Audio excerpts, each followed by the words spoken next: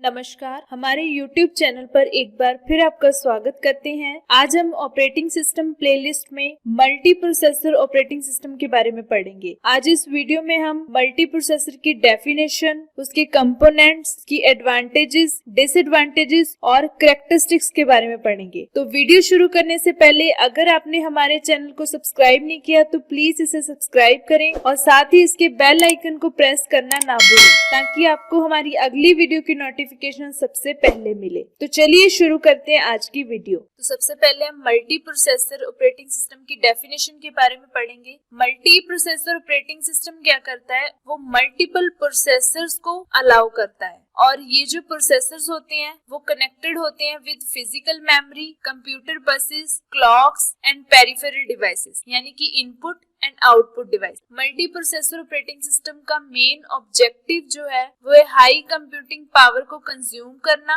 और सिस्टम की execution speed को इंक्रीज करना। In other words, multi processor का क्या मतलब होता है कि हम अपने कंप्यूटर के अंदर एक या एक से ज्यादा सीपीयू का इस्तेमाल कर सकते। CPU stands for central processing unit. Multi processing system में सभी सीपीयू बहुत ही हाई स्पीड वाले केबल, जिसे हम बसेस बोलते हैं, उनके उपयोग से आपस में कनेक्ट होते हैं और मेमोरी और अदर हार्डवेयर रिसोर्सेज को आपस में शेयर करते हैं। इसमें सभी सीपीयू आपस में मिलकर एक सिंगल यूनिट की तरह काम करते हैं और इसलिए इनका मेन पर्पस क्या होता है, सिस्टम की एग्जीक्यूशन स्पीड को इंक्रीज करना। Next is components of multi processor operating system. Multi processor operating system के मेनली 4 कंपोनेंट होते हैं, जिसमें फर्स्ट है CPU. It stands for central processing unit. इसे हम प्रोसेसर भी बोलते हैं and this is also known as brain of computer system. तो इसका क्या काम होता है कि ये पूरे इनपुट आउटपुट टास्क को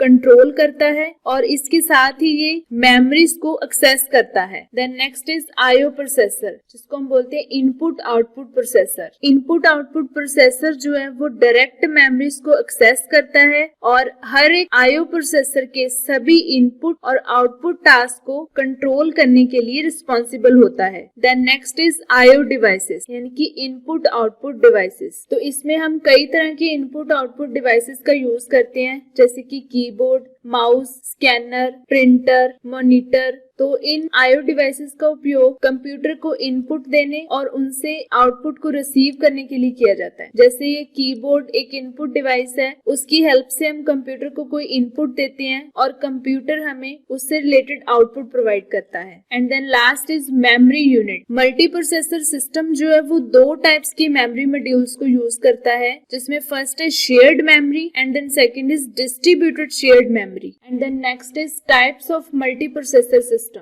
जिसमें फर्स्ट है सिमेट्रिक मल्टी प्रोसेसर। इस तरह के सिस्टम में हर एक प्रोसेसर के पास ऑपरेटिंग सिस्टम की एक आइडेंटिकल कॉपी होती है और वे एक दूसरे के साथ कम्युनिकेट करते हैं, जिसमें सभी प्रोसेसर एक दूसरे से peer to peer relationship nature के साथ कनेक्टेड होते हैं। इट मीन्स कि इसमें कोई मास्टर या कोई स्लेव रिलेशनशिप नहीं होता। Then next is asymmetric multi processor. इस तरह के सिस्टम में हर एक प्रोसेसर को प्री डिफाइंड टास्क अलॉट किया जाता है और इसमें एक मास्टर प्रोसेसर होता है जो इस पूरे सिस्टम को कंट्रोल करता है, मतलब कि इसमें मास्टर स्लेव रिलेशनशिप को यूज किया जाता है। Then next is shared memory multi processor. इस सिस्टम में हर एक सीपीयू में शेयरेबल कॉमन मेमोरी होती है। Then next is distributed memory multi processor. इन सिस्टम में भी क्या होता है कि डिफरेंट टाइप्स के प्रोसेसर के पास अपनी एक प्राइवेट मेमोरी होती है। Then next is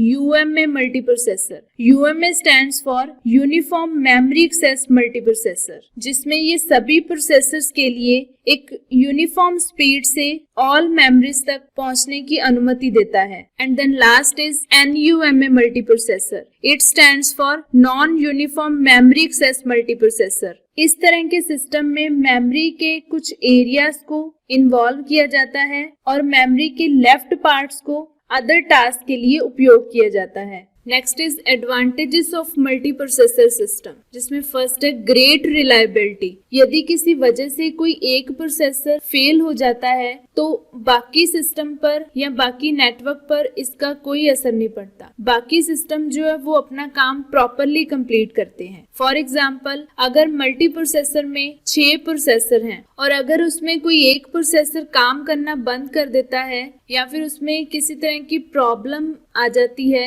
तो बाकी प्रोसेसर जो हैं वो उस प्रोसेसर के टास्क को मैनेज करते हैं। Then next is improve throughput. System की थ्रूपुट को इन्हांस करने के कारण पूरा जो सिस्टम है वो इम्प्रूव हो जाता है, यानी कि इन्हांस हो जाता है अगर इसमें जो प्रोसेसर्स हैं वो कोलैबोरेशन के साथ काम करते हैं। Then next is cost effective system. Multi processor systems cost effective होते हैं as compare to single processor system in long life, क्योंकि ये system input output devices, power supply systems and data storage centre को share करने में capable होते हैं और इसके साथ ही इसमें हर एक प्रोसेसर के साथ पेरिफेरल टर्मिनल्स को अलग से कनेक्ट करने की जरूरत नहीं होती। And then last is parallel processing. Multi processor operating system में पैरेलल प्रोसेसिंग के कारण इसकी परफॉर्मेंस हाई होती है। इस तरह के सिस्टम में एक सिंगल जॉब को स्मॉल जॉब्स में डिवाइड किया जाता है और उसको as a parallel nature execute किया जाता है।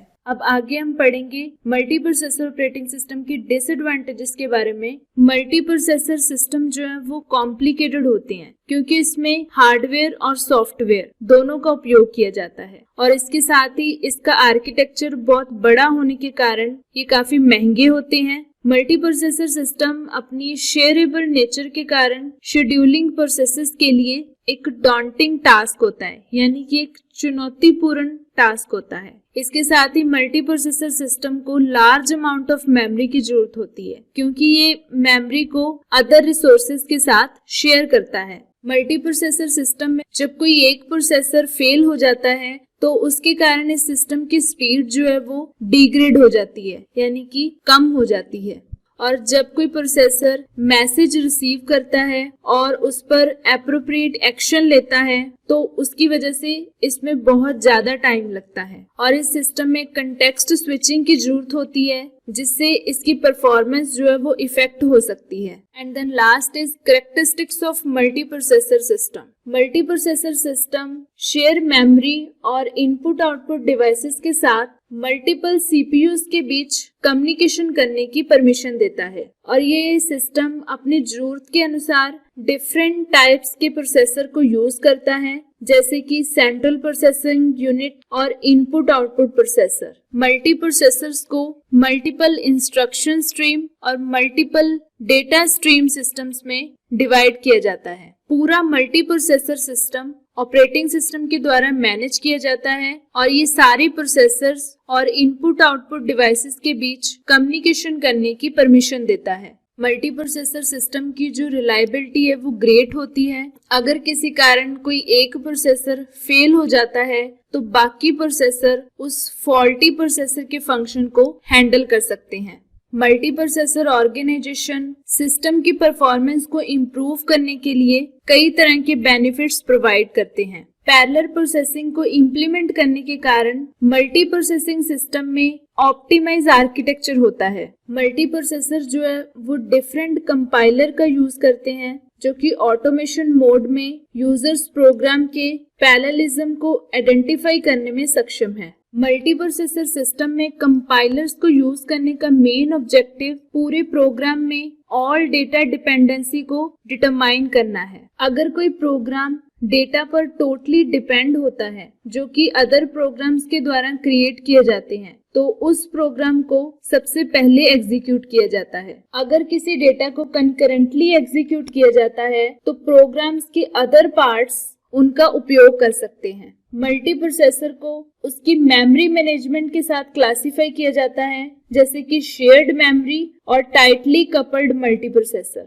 हर एक प्रोसेसर को लूजली कपल्ड सिस्टम कहा जाता है क्योंकि उसमें अपनी एक प्राइवेट लोकल मेमोरी होती है। आज की वीडियो में बस इतना ही। अगर आपको हमारी वीडियो पसंद आई हो, आज का ये टॉपिक समझ में आया हो, तो प्लीज हमारे चैनल को सब्सक्राइब करें और साथ ही इसके बेल आइकन को दबाएं ताकि हम आपके लिए और नए टॉपिक्स लेके आएं जिसकी नोटिफिकेशन आपको सबसे पहले मिले। तो मिलते हैं अगली बार एक और नई वीडियो के साथ। Have a nice time. Thank you very much.